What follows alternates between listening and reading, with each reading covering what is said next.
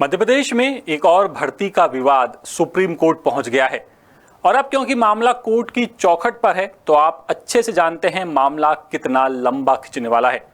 दरअसल मध्य प्रदेश में साल 2022-23 में हुई वन विभाग और सहायक जेल अधीक्षक भर्ती का मामला सुप्रीम कोर्ट पहुंचा है। हाई कोर्ट में चीफ जस्टिस की बेंच ने सुप्रीम कोर्ट के आदेश के हवाले से इस मामले की सुनवाई करने से इनकार कर दिया था, लेकिन अब सुप्रीम कोर्ट ने अपने आदेश में साफ कहा है कि याचिकाकर्ता के आवेदन करने पर हाईकोर्ट को इस मामले में याचिकाओं पर उनके गुण दोष के आधार पर सुनवाई करनी होगी और इस पर स्वतंत्र रूप से विचार करना होगा।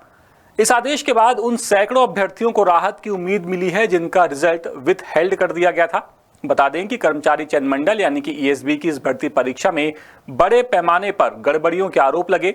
इस मामले में पहले मध्य प्रदेश हाईकोर्ट में दायर की गई याचिका में आरोप था कि शासन ने 13% पदों को होल्ड श्रेणी में रखकर रिजल्ट रोका था, जबकि सैकड़ों अभ्यर्थियों को विथहेल्ड लिस्ट में डाला गया।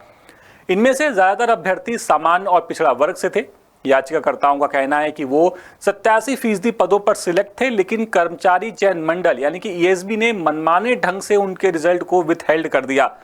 इन याचिकाकर्ताओं की ओर से सुप्रीम कोर्ट और हाई कोर्ट में पैरवी सीनियर एडवोकेट रामेश्वर सिंह ठाकुर और एडवोकेट विनायक प्रसाद शाह ने की है।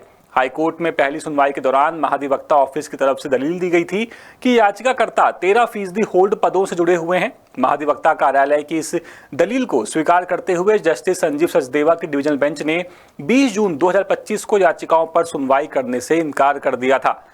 इसके बाद मामला सुप्रीम कोर्ट पहुंचा तो सुप्रीम कोर्ट ने कहा कि हाई कोर्ट ने जो कार्रवाई रोकी थी वो सुप्रीम कोर्ट के पहले के आदेश यानी कि 21 मार्च 2025 के मद्देनजर की गई थी, लेकिन याचिकाकर्ताओं की दलील है कि उनका मामला उस ट्रांसफर केस से सीधे तौर पर नहीं जुड़ा हुआ है और अगर ये सही है तो अभ्यर्थी हाई कोर्ट के सामने आवेदन दाखिल करें, ये कहा है सुप्रीम कोर्ट ने।